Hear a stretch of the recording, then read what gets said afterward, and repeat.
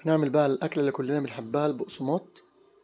طبعا كلنا بنستغناش عنها، طبعا بنحبها جدا، وهنعملها كمان بطريقة سهلة جدا. مش هتصدق ان الطريقة سهلة جدا كده.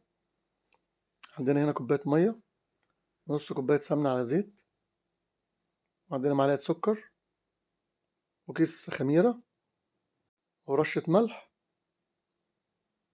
وعندنا بقى معلقة شمر.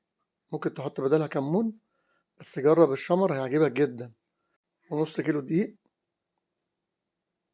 بس كده. وهنقلب بقى كويس جدا ونعجنها كويس. عاوز اقول لك يعني نقطة الشمر اللي انا حطيتها ديت هي دي اللي هتخلي معاك شوية بقسماط احلى من بتاع بره بكتير. هتلاقي طعمه غني كده وجميل. بس بعد ما عجننا العجينة هنسيبها ترتاح حوالي نص ساعة، وهناخدها بقى ايه نصبعها بالطريقة اللي هنوريها لكم ديت. طبعا هنلمها بالطريقة ديت عشان ما يكونش فيها اي فقاعات هوا وكده. وبعد كده بقى هنجيب السمسم بتاعنا ونحط عليه معلقتين مية عشان يلزق في المقسمات بتاعتنا بكل سهولة. هيبقى بالمنظر ده كده. خلي بالكم النقطة دي مهمة جدا برضه عشان السمسم يلزق في العجينة. هناخد بقى البقسماطة كده ونرفعها على قد ما نقدر. أهم حاجة ترفعها جامد عشان لسه هتخمر وحجمها هيزيد.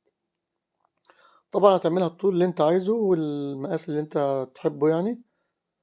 وبعد كده بقى تغرقها في السمسم بقى. طبعا السمسم هو الطعم بتاع البقسماط بصراحة. بس هنعملها بالطريقة اللي قدام حضراتكم ديت.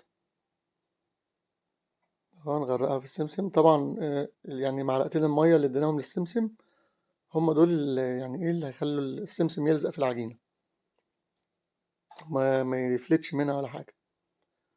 بس عملنا الصاج كده زي ما حضراتكم شايفين. ومش هندهنه أي حاجة ولا هندهنه زيت ولا أي حاجة. هو زي ما هو كده. هننزل بقى في الفرن. يعني هنبتدي الأول كده نولع النار من تحت ونسيبه كده إيه. يعني لو هو داخل على سوا هنولع بقى الشواية من فوق. هيطلع بقى بسم الله ما شاء الله يعني بجد أحلى من بره.